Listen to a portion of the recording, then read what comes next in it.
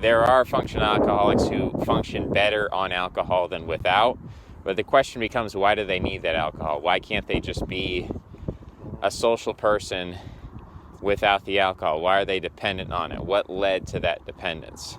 Because theoretically, they've proven it's not that alcohol has like steroids in it, right? So all it's doing is it's relaxing your mind to the point where you can do and say things that you are already capable of doing. It hasn't added something new to your brain that your brain didn't already contain. It just sort of unlocked that. So the question is, what locked up that part of your brain that you now need this alcohol to pry open that part and release it? That's already in there.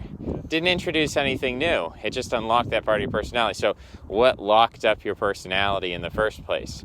And to have to confront that and to have to deal with that is difficult.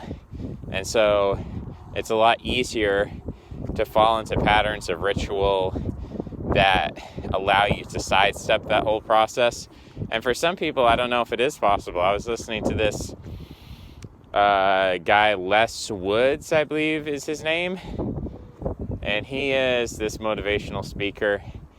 And again, like many of these people, it's very repetitious, it's very trite, it's very run-of-the-mill. You've heard it many times before. But he was saying stuff like, I'm losing my train of thought here.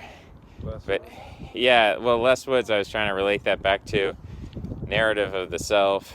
I was trying to relate that to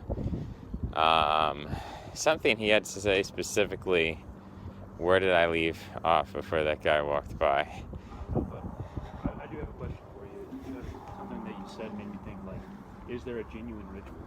Yeah, that's what I was going to say. Yeah. Is it possible to fake it till you That's make like it? asking, is there a genuine word? Right. I mean, I think there's a sentimentality. So you're basically saying sentimentality has to exist for the word to be true, right? Is that what you're saying? Well, for a thing to be true or false, it has to contain meaning. Now, whether it contains meaning or not, like a ritual, yeah. I mean, you can say like, does a thing? A ritual is a referent. A ritual is a form of mimesis. You're taking something external to yourself and you're imbuing it with meaning. And then you're asking the question to me, did that thing have meaning in the absence of you? If we take the human out of the ritual, does the ritual still have meaning? And I think I would venture to say no. And what exactly would be the counter argument? I don't know if you would have to engage in some kind of nominalism to say things like, well, this word has an objective meaning, this ritual has an objective meaning. And does that mean I'm engaging in a kind of radical relativism? I mean, I think there are some people for whom objectivity and objectivism in the sense of this word is like, for instance, the idea that Hebrew is a holy language, period, end of story. The idea that the name Jesus is a holy name. It's not an arbitrary name. There's nothing, couldn't be anything else. It's an objectively, the name itself, the ritual itself, the language itself, the referent itself is objectively like the Ten Commandments or many other concepts that we could consider. To conceive of those things as objective, eternal, infinite, universal, divine, perfect, independent of humanity, that is, I think, itself a kind of a mental ritual. That's a kind of universal abstraction that people engage in. And I think that's powerful, and that creates fanaticism. And it erases doubt from the mind, the doubt that for the most part is a type of mental friction. If you're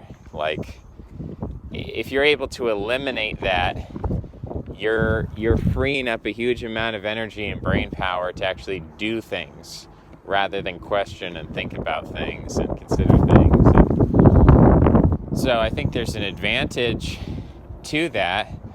I mean, is it true? I mean, we can find lots of examples where it's clearly not true. People believe they have the absolute truth, and we believe that they are wrong. But at the same time, I don't think you can deny the fact that having things in your life that you believe are absolute, like statements of absolute truth, statements of absolute certainty, those are very powerful. When you state something out, like, I love my family, if you can state that as an absolute, then that all of a sudden that becomes one less thing in your life you have to worry about, and that becomes something that you can rely upon. Now, if something happens to your family, that's going to be devastating. The person who is relativistic and is like, well, sometimes I love my family, sometimes I don't, or love is a social construct, or whatever, then that person might not be as devastated if something happened to their family, but in a sense, they're kind of just taking that short-term devastation that somebody would experience, and they're elongating it over the long stretch of their life. And their whole life is a kind of a devastation in that sense, but it's a low-grade, apathetic, kind of nihilistic devastation, rather than, the pain of you believed in something, you believed in a relationship, you believed in a person, and for whatever that reason, whether through someone's action or through a tragedy, that statement of absolute faith you had has now, it's been destroyed in some way, externally or internally. And sometimes you see people who make statements of absolute faith. I've known people where they've had a loved one die and they continue to believe that loved one is alive. And I know that's kind of like a movie plot, but I've seen it happen to an irrational basis. And so is that healthy? Is that normal? Well, I guess there has to be some way, and I think that's kind of what a good religion does, is it constructs a series of absolute statements that are anti-fragile.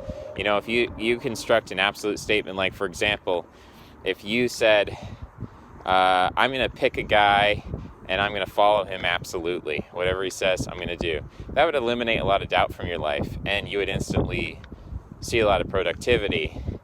And depending on how good of a person that guy was at, like, directing your life, you might be very, you might see some huge improvements, but when that person dies or something bad happens to that person, or they make a bad decision, that's pretty fragile. So, if you can create a system where we're trying to state absolutes, but at the same time, the absolutes that we state are not subject to catastrophic failure, a single point of failure, then you can try to, and it's hard to construct that from the bottom up, right? It's hard to say, like, well, which absolutes am I going to follow today? What's the strategically best, That's kind of this utilitarian view of religion, and when you start your religious journey that way, if you don't have a way of getting out of that mindset, there's some kind of experiential, phenomenological, social, or other motivation. If you're stuck in that, then you're never actually going to experience that sense of absolute certainty if you're always approaching it. A better question would have been to ask, what are you called to do? That's a good question. I like that question. What are you called to do?